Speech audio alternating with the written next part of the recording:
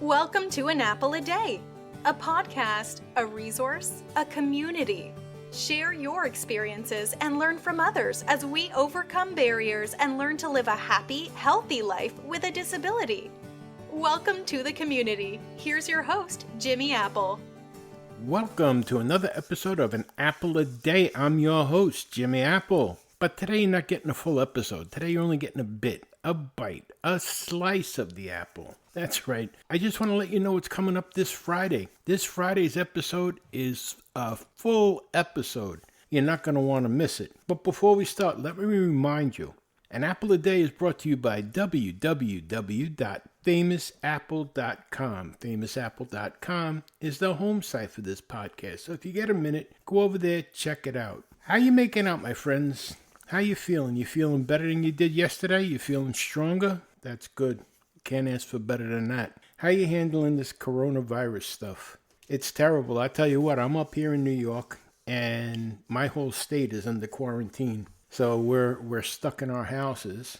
And, most of our group, we're disabled. We know what it's like to be stuck in the house. We've been through it. We've talked about it before, how it feels like you're a prisoner in your own house. And a lot of people now are kind of feeling like we felt. They're stuck in the house. You can't go anywhere. Plus, all the businesses are closed. There's nothing. There's no restaurants. There's no movie theaters. There's no bowling alleys. Nothing. There's a gas station. You can get takeout food from a restaurant, but there's no outside life really right now. And for New York, the city that never sleeps, well, it seems like it crashed. And there's nothing. The streets are empty. This is like a ghost town here right now, but it's what we have to do. This is like a nightmare, this virus. This isn't a cold where you get a couple of sniffles, you blow your nose, it goes away. This kills you.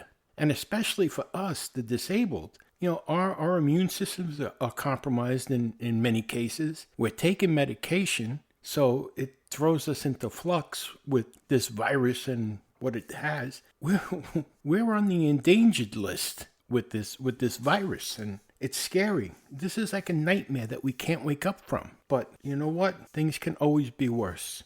You're in your house, you're safe, you're away from other people. You have to do what you have to do. And it doesn't make sense to wring your hands about it or whine about it or whatever. You have to do what you have to do to stay alive. And it's unfortunate, but that's the way it is right now. It's terrible. But I got some updates here that I've been pulling off the computer and off the TV and off the updates from the CDC. And I just want to pass this along to you. Some of the filthiest public surfaces that you can come across are gas pump handles, mailbox handles, escalator railings, ATM buttons, parking meters and kiosks, vending machine buttons, public door push and pull handles, to get in and out of the stores. Touchscreen food kiosks, like you go into a sandwich shop and you order your sandwiches on a screen. A public sink or toilet handles. Elevator buttons. The refrigerator doors in a store. The commercial refrigerator doors. Shopping cart handles. Self-checkout screens. You go into Walmart and you go to the self-checkout. Car door handles. Your own car. You don't know who's touched it. Money. Money is the dirtiest thing in the world. And believe it or not, other people. That's why they tell you not to shake hands, bump elbows, touch feet, but other people. And that's how this virus is traded off, by touch, by bodily fluids. Now they have some suggestions on how you can protect yourself from these things. One of them, the first one is carry hand sanitizer and use it after every touch. But number one, try to find hand sanitizer right now. Number two, that gets expensive. So the next thing is wear latex gloves. Carry latex gloves with you. Again, try to find them. Hospitals can't find them here right now. Carry plastic bags. The shopping bags that they're trying to ban.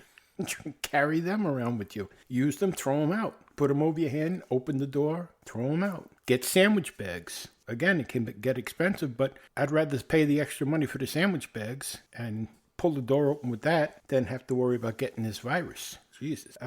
When you pay your bill, pay by debit card or credit card. Don't use cash. I don't even have cash on me anymore. No cash, no change, no nothing. I just pay by debit card. Or you can download the apps that they have now. Like you go to Dunkin' Donuts, they have an app. You can pay right over your phone. You never even have to touch anything. Or McDonald's has it, Burger King has it, Wendy's has it. The fast food joints, they all have it. Keep a supply of napkins or tissues or pieces of paper towel with you at all times and just take them out of your pocket. Use it to grab the door, open and close the door, throw it away. Avoid touching skin to skin with anybody. It sounds terrible, but that's where we're at. Avoid touching other people. It's hard and we're isolating ourselves from other people. But the other thing too is what you have to do is stay in contact with other people. Don't isolate yourself totally. Talk on the phone. Talk on your computer or text. Go on Facebook. Go on Instagram. Go on Snapchat. Wherever you go on social media. Just stay connected with other people. But just don't touch. It's that simple. And it sounds simple, but it's not.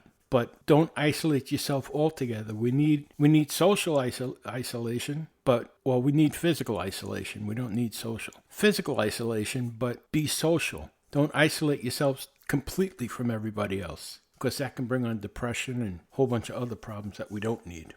Oh yeah, and I want to know, can I ask you, what is it with hoarding toilet paper? Now, we're in this apocalypse, kind of. And I've watched The Walking Dead for 10 years. And in 10 years, not once did I ever see a fight over toilet paper.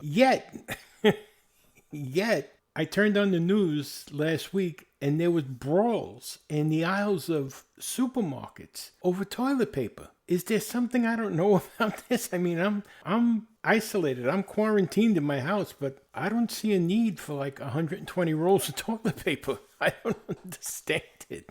If anyone knows, please shoot me a letter, shoot me an email or a message. Let me know what the need for the toilet paper is. Oh boy. But we're going to get through this, my friends. We're definitely going to get through it. Now, I want to let you know what's coming up this Friday. This Friday, we're going to be talking to a lady and a gentleman from Canada, Courtney and Mark. They represent a grassroots organization called Hope for Ataxia. Now, I don't know if you've ever heard of ataxia. Ataxia is a term for a group of neurological diseases that affects movement and coordination. People with ataxia often have trouble with balance, coordination, swallowing, and speech. Ataxia usually develops as a result of damage to a part of the brain that coordinates movement. Ataxia can develop at any age, and it's typically progressive, meaning it can get worse over time. It's a rare condition affecting about 150,000 people in the U.S. Now, that's just in the U.S. Mark and Courtney are from Canada, and they've started a group there. They're going to join us on Friday, and they're going to explain about their group. The name of their group is Hope for Ataxia.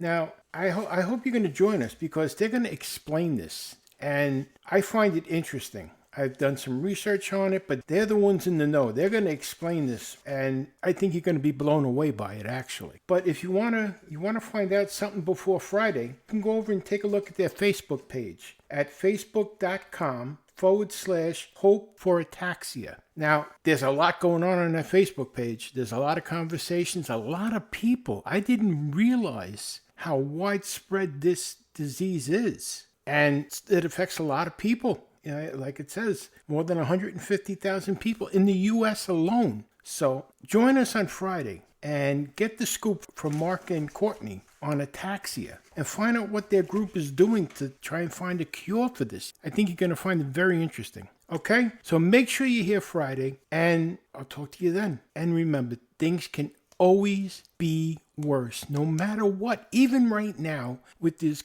coronavirus, things can always be worse. No matter what, someone wishes that they were in your position right now. So things can always be worse, my friends. And remember this too. No matter what, no matter how dark, no matter how bad things seem, the best medicine is laughter. Always look for the bright side. Laugh. Okay? Listen, I'll talk to you Friday. You'll meet Mark and Courtney on Friday. We'll have a good time. Take it easy. Take care, my friends. Be calm. Be well, be safe. You've been listening to A Slice of the Apple. My name is Jimmy Apple.